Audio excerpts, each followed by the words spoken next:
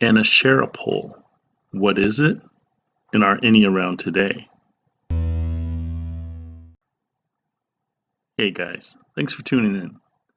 Okay, so when reading the Old Testament outside of the King James Version, a phrase that reappears, especially in 1st and 2nd Kings, is Asherah pole. Now, if you're an avid reader of the KJV exclusively, you might know it by the word grove, which makes it even more difficult to spot and detect. But again, that was the entire point of the KJV, to convolute things even more so we'd give up on reading the Bible and simply show up on Sun God Day to hear Scripture, meticulously chosen Scripture, read by our minister. They know most people won't crack open their Bible throughout the week, so as long as they show up, they can indoctrinate them just the way they want. As Sherry Schreiner had said, she believes that the KJV was essentially the modern-day version of the Garden of Eden, especially the New Testament. It basically has the tree of life in the form of Yahuah's gospel of the kingdom, as well as the tree of knowledge of good and evil in the form of the false Messiah and his false doctrines of the gospel of grace. Now, if you've been following my previous videos, you should know to whom I'm referring. If not, it may come as a surprise to you, but I cannot be surprised by that, because that is how extremely strong mind control is. Anyway, you would be hard-pressed to find either of those terminologies, groves or Asherah pole, in the New Testament. Now, having said that, if you've never heard of these expressions, or have but never really understood what they meant, you're not alone, trust me. Now, there's an ongoing debate as to what they actually represented. Now, some people may disagree with my assessment, and that's okay. But I'm going to briefly show what they were during biblical times, as well as in modern day. Because yes, they are very much still around. Just maybe not as obvious as way back when. Believe me though, I'm sure you'll be able to recognize some of them, especially modern day versions, even though they are hiding in plain sight, because they are everywhere. Most of us just don't realize it because of what else? Generational indoctrination, which teaches us that they are something entirely different than what they really represent. Idolatry, worshiping false gods through statues, obelisks, or otherwise, when there is only one true Most High Father. And his name, again, having been all but erased from the Bible through tampering, is and always will be pronounced Yahuah. God and Lord maliciously replaced his name, just like Jesus replaced the true Son of Man's name, Yahushua ben David. You can refer to my Proof the Bible is Tainted video for more on that. Now, the point of this video is to show you the deception that is and has been taking place for a very long time, right under our nose, and your ancestors' nose. Gee, what does that sound like? Okay, so with the help of Paul and a few hundred years later with Emperor Constantine at the helm of Rome, the way ministry of Yahushua was merged with Mithraism, as I've explained in previous videos, and how Christmas, Easter, etc. became widely known as Christian holidays. Not to mention, Father Yahuah's seventh-day Sabbath was maliciously moved to the first day, the Sun God Day, and inevitably everyone else simply followed suit. Yahushua's disciples, ultimately turned apostles after he had risen, including Matthias, who had replaced Judas Iscariot, not Paul, were never called Christians, but rather Judahites. The term Christians didn't come around until later, at Antioch, with Paul leading the way. Well, what's happening today is essentially along the same lines, and is yet another example of Ecclesiastes 1:9. There is no new thing under the sun. Because again, a created being like Lucifer cannot create. He can only mimic, taint, and tempt Father's creation, mankind. So what we have going on today is an inconspicuous changing of this already hybrid version of the way called Christianity, which the majority of Christians haven't caught on to yet. So why not convert it again? After all, they still believe they are Gentiles, because what else? You got it, generational indoctrination. Gentiles are actually one of three dominant seed lines on Earth, as in the hybrid race, which is what had infested Father's planet early on. Thus he brought on the 40-day flood, ridding the world of most of them, but not all. They were, and still are, inbred and created from hybrid offspring from the other two lines and carried out throughout the centuries. There are many nations of people considered as Gentiles back in the early days, those who were not Israelites, and not all of those lines were purposeful offspring from Lucifer. They are hybrid races, mixtures from both lines, and whose continuity just grew and spread throughout the ages. It is these nations who are judged at the end of the tribulation period in how they treated the Israelites, Yahuah's chosen seed line. Again, most people don't realize that we are Israel. We didn't replace Israel, we are Israel. There were 14 tribes spread among the earth. The Jews in rule in Israel today are not real Judahites. Refer to Revelation 2:9 and 3:9 to find out why our shadow government and churches implore us to support, quote unquote, our greatest ally. Their greatest ally, maybe, but not Father's, nor should it be ours. Again, he did not regather his people in 1948, after the UN had approved the State of Israel the year prior. That was all part of the Vatican and the Rothschilds' ruse. It's no coincidence that the UN was created only months after Hitler supposedly killed himself. They basically picked up where he'd left off, only appearing to be benevolent. The fake Jews, still to this day, infiltrated the Promised Land to make it their own, when the masses were led to believe that it was given back to Yahuah's children. Now, if you're wondering what the last of the three seedlines is, aside from Father's mankind, because you haven't heard my previous videos, it's Lucifer's serpent seedline, which the church will never teach because, well, that would open a huge can of worms, or even serpents, that they've been hiding this entire time. Otherwise, you, as in the masses, would have figured out a long time ago who actually is allowed to run this planet for the interim, that being the reptilian seed line. In other words, we have the children of Israel, the children of Cain, and the Gentile nations who are judged in how they treat the children of Israel. Can they be redeemed? Yeah. If they adopt Yahuah as their Most High God and accept and receive His salvation, and they are born from above. They are one of His spirits to begin with. So this inconspicuous change that's been happening basically since the beginning of the 21st century is the New Age philosophy, which effectively takes us back to the beginning, literally, Genesis, where Eve was not only tempted, but seduced by Lucifer into believing that eating from the tree of knowledge is forbidden because God doesn't want you to realize that you too can become a god, which would mean you and him will basically be equals. The lie that started it all. If you think an apple was involved, think again. It's sexual seduction that Eve had partaken in. To go even a step further, what caused the ultimate rebellion that led to Hallel to fall with his third and be cursed as the reptilian known as Lucifer? Hallel wanted to be like God. So through those who worked with him, they implemented their own greed to be like God by trying to create their own beings and animals. And that includes dinosaurs, pigs. You wonder why pigs are considered filthy animals and we're not supposed to eat them?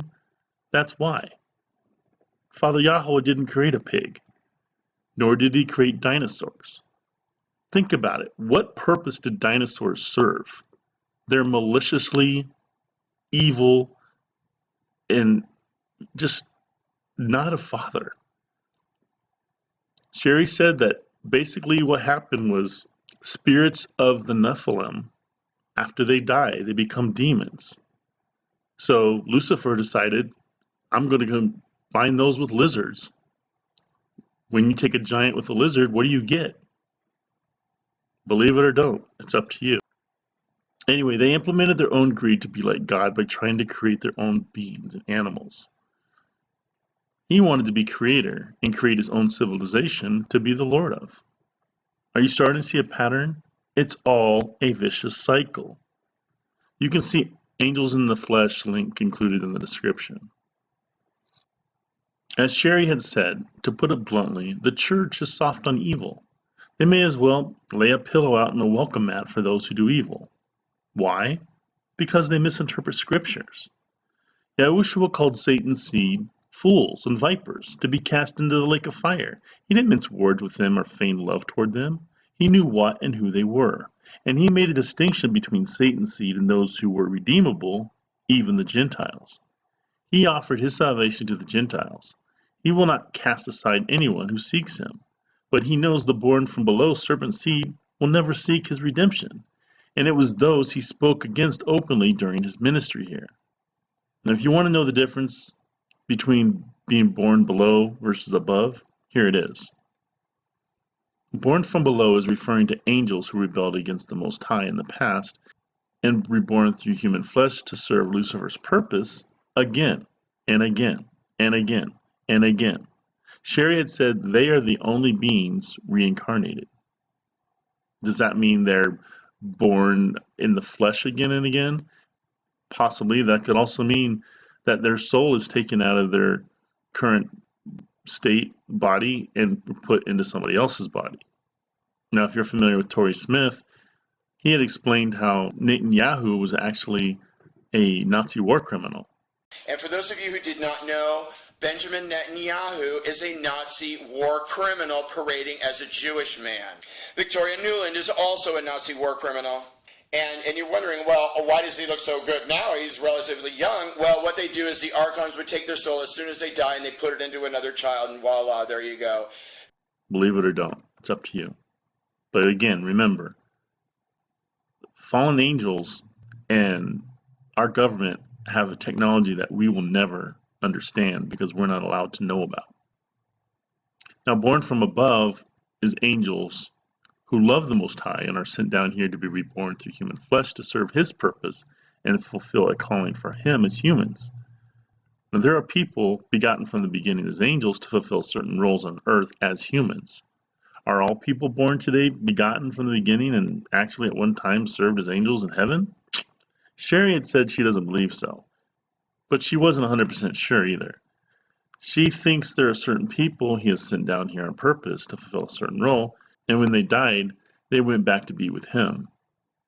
Personally, I believe that anyone who heard her ministry and something inside just clicked could very well be part of the elect. But I could be wrong too. All I know is that it didn't click for a lot more than it had clicked. So that's saying something. So regarding this is an area where, again, it either clicks for you as if a body alarm is going off, or it doesn't.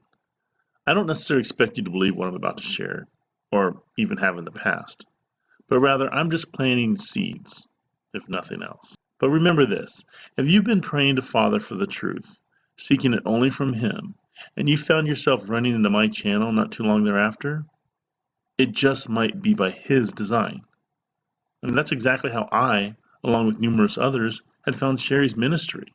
And again, I'm basically reiterating what she had taught me and others for the most part. Now keep in mind, even though Father had led numerous people to her ministry, whether or not they listened and actually absorbed what she was saying and believed it, that's another story. Now she speaks from Johannes Michelson's book of 30 years ago called Like Lambs to the Slaughter, and I'll briefly touch on it here. It is a New Age movement who serves as one of Satan's chief campaigners to spread his deceit to pave the way for the Antichrist. Like many other one-world groups, New Agers look forward to the elimination of existing political systems and national boundaries. They're prepared to welcome the subsequent blending of all nations and peoples into planetary culture. With a single court of justice, a single police force, a single economic and education system, all under a single government dominated by a super bureau of what they call themselves the Enlightened Ones. As Yahuah had 12 disciples, it is not presumptuous to think that the Antichrist will also have 12 appointed leaders to operate his one world government with him as its top quote-unquote Christ. It is the ascended masters who are called the Asherah command that could possibly lead this coming council. In the New Age, there will be no separation of church and state. Even today, many United Nations leaders are avid New Age followers who have established their own New Age meditation center in the United Nations building. It has become an international debacle with many of our head of states, congressmen, leaders of countries and nations becoming faithful followers of this movement. In fact, it is almost becoming synonymous with those advocating one world government or new world order on the world scene today. The New Age movement is influenced and supported by influential leaders such as Queen Elizabeth, Rockefeller, the Rothschilds, George Bush Jr., Sr., Bill Clinton, Obama, to name a few, all over the world, and discriminates against no one. However, exempted from its ranks and membership are those who do not and will not reject true historic Christianity. Now, the New Age movement is best understood as a network of organizations and individuals bound together by common values and a common vision. They speak of peace, purification, and unity. Now, listen to this. The horrible truth about this movement is that they do not want to compete with Christianity. They want to destroy it. Just like Paul didn't want to compete with the way. He wanted to destroy it by hijacking it and creating his break-off group called Christians, first at Antioch. They seek to replace it with the religious system described in Revelation 17, Mystery Babylon the Great, the mother of harlots and abomination of the earth. To attack the Christian believers by mocking the Bible is common among New Agers who at the same time infiltrate churches as pastors, priests, and other titles of leadership to promote its well-disguised occultic doctrines. In a New Age, there is no tolerance for true Christianity. Michelson says, New Age philosophy believes that traditional Christianity blocks the evolution of the human race, threatening the global unity necessary for racial survival. Quote-unquote unity is the password of the day. Unity at all costs, unity at the expense of truth. Those who stand in the way of unity, especially religious unity, are increasingly being viewed with a hostile eye. For these quote-unquote narrow-minded disruptors are seen as standing in the way of the establishment of the peace and the very survival of the entire planet. Those people, such as fundamentalist Christians, who insist on maintaining their archaic and provincially orthodox beliefs and literal interpretations of Scripture, must either learn to become open-minded and blend in, or else risk being eliminated entirely. New Agers find it difficult, if not impossible, to tolerate narrow-minded people. Now, you could say that's totally hypocritical, and I would agree with you, as they themselves are somewhat narrow-minded about accepting narrow-minded people, at which point we might conclude that these open-minded people are somewhat less open-minded than they would like us to think. It simply will not do to declare we must all unite in a mutual, open-minded, and global love, acceptance, and tolerance of one another, while all the while plotting the deliberate and untimely demise of those who don't agree. Their plan is to eliminate Christians will indeed become reality, as prophesied in Revelation 13. It is well biblically prophesied that Christians who refuse to go along with the program will be killed during the tribulation period. Today's Christians, as often misinterpreted, are not against peace. They're for it. They are against the New Age ideas of obtaining it, and certainly against their plans for a Luciferic initiation into their New Age blasphemy nightmare. Now, before I continue, some of you might be thinking, hey, wait a minute. If Christianity is bad and was created by Paul, why do they care about persecuting their own religion, especially if Jesus is not the real Son? Fair question. And my answer to that? Despite all the deception, Christians still worship Yahuah, or God, as most of them know him. They just don't please him in the sense of not following his indefinite law and 7 appointed feasts, but rather they follow pagan traditions merged with Paul's religion. Be that as it may, they aggressively object to any suggestion that any one religion or faith is the only way except their own. They portray Christians who believe that Jesus Christ is the only way of salvation as intolerant and biased, who are committing idolatry by worshiping the quote-unquote God of the past. Now, as long as they don't profess a belief in a personal God such as true Christians do, you can be accepted, which is the polar opposite of Freemasonry if you're not familiar with that. If you're an atheist, you can't join the Masons. You have to believe in some sort of God to be even considered. That way they can slowly convert you into believing that bad is good and good is bad, effectively making their god, Lucifer, the good guy. Without some kind of foundation to mold you, though, they won't waste their time with you. Although most New Agers would deny any involvement with Satanism, they are invariably one and the same, with many more similarities than differences. Dr. Michael Aquino and his eyebrows, the high priest and founders of the Temple of Set, declared on the Oprah Winfrey Show back in February of '88, undoubtedly startling many New Agers that Satanism and the New Age are basically the same. Michelson said, "I suspect that quite a few New Agers are going to be dreadfully surprised to discover someday that their Lucifer, Pan, Sanat Kumara, Higher Self, and Lord Maitreya are in reality just different monikers for one being, and that the Satanists have been worshiping him all along." Direct frontal assault on Christianity is no longer Satan's style, because he knows it will only make the church stronger. Instead, he has mastered a 3-stage plan to take over the Christian church: discredit, infiltrate, and deceive. Now, to discredit it, he knows he has to undermine belief in Jesus and discredit the Bible. Therefore, publish new Bibles to discredit the King James Version that everybody flocks to, and accomplish the successful infiltration and subversion of our Christian churches from within, a la Paul. That's why so many different versions of the Bible have surfaced in the past few hundred years. Satan doesn't want to literally destroy the church. He wants to keep it intact. What he does want, though, is the heart and minds of souls of everyone in them. Today's Christian leaders are introducing New Age-oriented messages and twisting and manipulating scriptures to show that the New Age is compatible with scriptural teachings.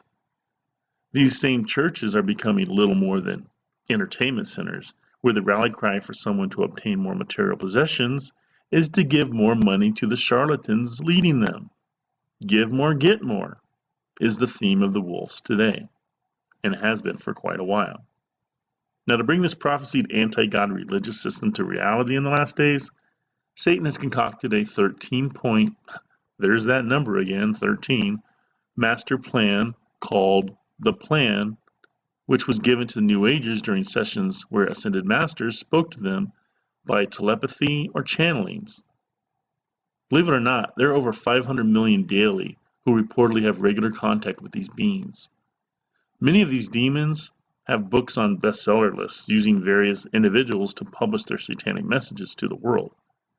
Author Tex Mars revealed the chilling plan for the world domination in his book, Dark Secrets of the New Age, back in the year 2000, I believe it was. I will list them here, and you can read them at your leisure. Now, this plan fully intends to fill our churches with what they call cosmic Christians. Now, those are people who pretend to be Christians, but are in fact followers of Satan, who are sent to disrupt and destroy the church. And not just in our churches, anyone can see a big part of that taking place on the internet today in Christian circles. In fact, New Age leaders are convinced that they will destroy Christian churches of America without a whisper of protest from the millions of Christians in those churches. And to a large part, many have succeeded already. What's more, they believe that their takeover Christianity will be welcomed by most Christian ministers and laymen. Their victory, these New Age leaders say, will come as Christians abandon their current outmoded doctrines en masse and enthusiastically adopt those of the New Age. The Orthodox Jewish faith is also a target, with its belief in God Almighty, Yahuah, and the primacy of the Old Testament. The New Age truly believes that its current campaign and subversion and undermining of Christian doctrines will result in their total victory, and for the large part it already has. How many would declare ecumenical unity or charismatic faith healings as New Age? Most people keep waiting for the wolves to show their ugly heads for what they are, so they will be easily spotted as they sit in these same wolves' congregations week after week. They can't recognize them for what they are, just like they can't recognize Paul for what he really was. Bottom line, the New World Order is upon us, and there is no rock big enough to crawl under and wait for it to go away. It is not going anywhere. It is here to stay, and it is the prophesied Satan-led end-time deception that will seek to ultimately destroy mankind. The New World Order and the New Age movement are synonymous. They work so closely together, there is no difference between them. Where the New World Order has overcome and conquered the political realm for one world government, the New Age movement has and is doing the same to religion. Remember, Lucifer's primary goal is to destroy the seedline that essentially replaced him and his fallen, when he, for the lack of a better term, fell out of favor with Father. He loathes mankind, and he will do anything to destroy it. Now, while doing my research on this, I discovered something pretty telling, especially when you realize that coincidences do not exist. So when you take the first letters of each movement, New World Order and New Age movement, can you see what it spells backward? He communicates to his in anagrams, backward writings, symbols, among other channels, literally channels, via meditation channelings. If you're awake, you know how much Lucifer loves to hide in plain sight, as above, so below, as within, as without, which may appear to be harmless to the sleeping masses, but that no longer includes you, right? Yah bless.